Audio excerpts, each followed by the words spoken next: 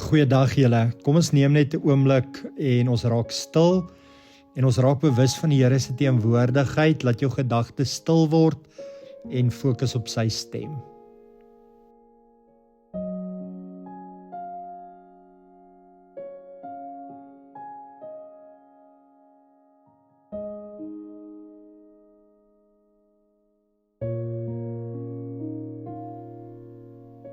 Nou dat ek en jy bewus is van die Here, kom ons luister na sy woord.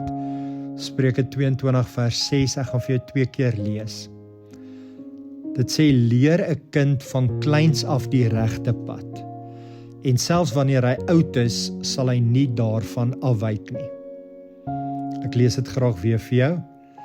Leer 'n kind van kleins af die regte pad, en selfs wanneer hy oud is, sal hy nie daarvan afwyk nie. Kom ons gebruik so 'n paar sekondes se stilte en ons dink na oor hierdie woorde. Wat sê God spesifiek vir jou oor ouerskap, mentorskap en jou invloed op ander mense?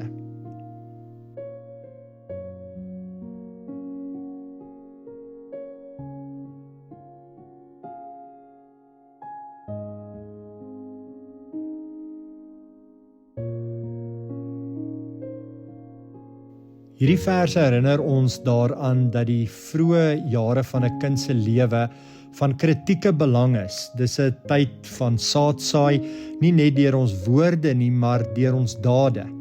Ons leef ons waardes voor en die kinders neem dit in. Dis 'n oproep tot getroue ouerskap, nie net vir biologiese kinders nie, maar ook vir die jong mense wat God op ons pad bring. Dalk voel jy vandag onseker oor jou invloed, of dalk dra jy seer oor foute wat jy gemaak het.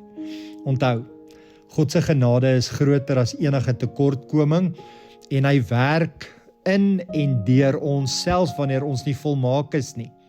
So ek gaan jou so 'n paar sekondes gee, gebedstyd. Bid in jou hart vir die kinders en jong mense in jou lewe, en vra God om jou te help om 'n getroue getuie teenoor hulle te kan wees en vir hulle te kan wees.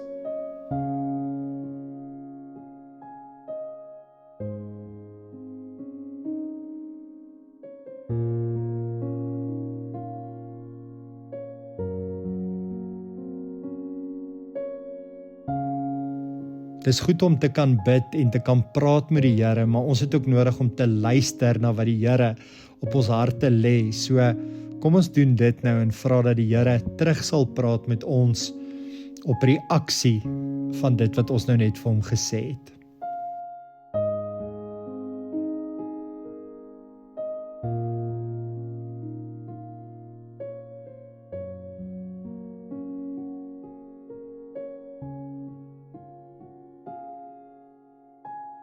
Het die Here enige spesifieke indrukke al op jou hart geplaas?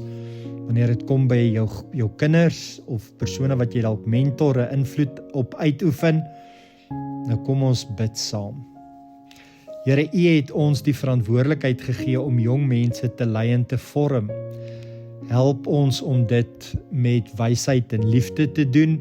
Gee ons geduld, insig en die vermoë om 'n voorbeeld te wees van geloof, hoop en liefde. Vergewe ons waar ons tekort skiet en help ons om ons vertroue in U te plaas, Here. U is die ware leermeester van elke hart. Dankie dat U getrou is en dat U belofte standvastig bly, dat die saad van U waarheid wat gesaai word nie verlore sal gaan nie. Ons vertrou U met die lewens van ons kinders en die volgende generasie. Amen. Neem dalk nog 'n oomblik van stilte en laat God se vrede in jou hart kom.